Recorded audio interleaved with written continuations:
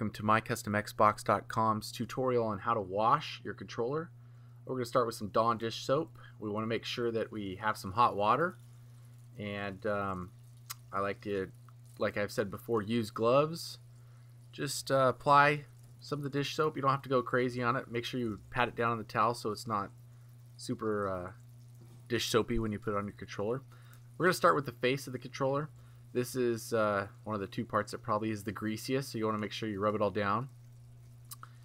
Just make sure you get all of the areas that we're going to be painting. The back side of it's not so bad because I typically would recommend that you do not wash the back side. Get the crevices.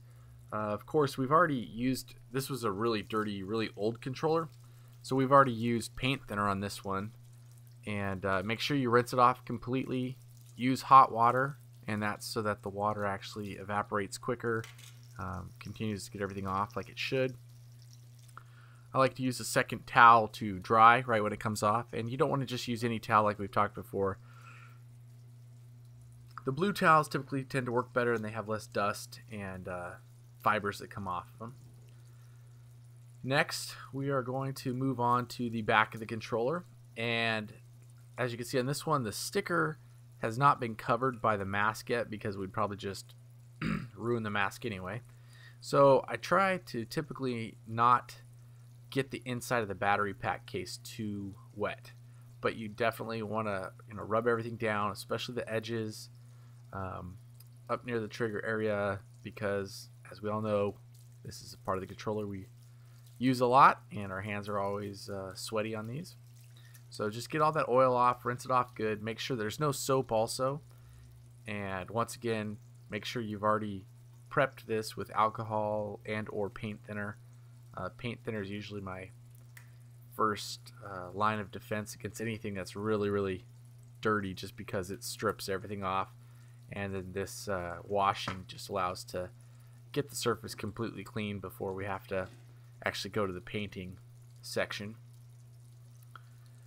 This is a AA battery pack, and typically if this was a rechargeable pack, I would say do not get it near the water at all. Just use your paint thinner, wipe it off maybe with a moist towel. But because it was the AA, you can see I didn't submerge it at all or anything. The bottom, same thing, just wipe it down good. I know this all seems basic, but we've had questions about it, so I wanted to make sure we got the tutorial up and let everybody see actually what's going on. Now, one of the questions we got was about washing the buttons and the D-pad.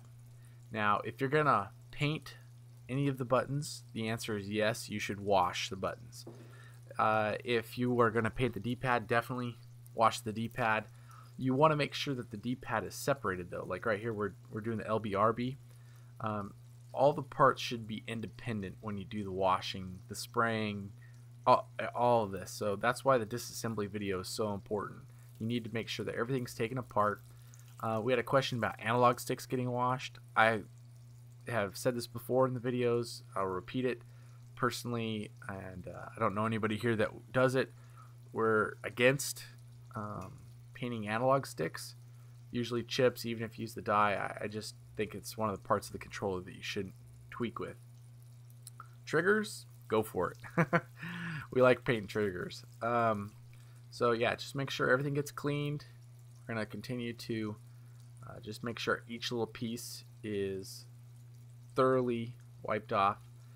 You most likely, if you're thinking about painting the center X button, just remember that you don't want to paint the light ring, otherwise you won't see your LEDs. So just remember that. Keep that in your minds.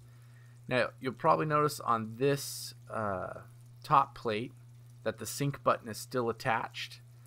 We're doing one of these with the sync button attached, so everybody that doesn't want to break the sync button off and super glue it back on, you can see how it turns out. This actually will be a pretty cool controller when we get done with it, and then we're done. Once again, if you would like to use the Dawn dish soap, use it on everything including the buttons, make sure you use blue towels. Hopefully this answers a lot of the questions, and make sure you wear the gloves.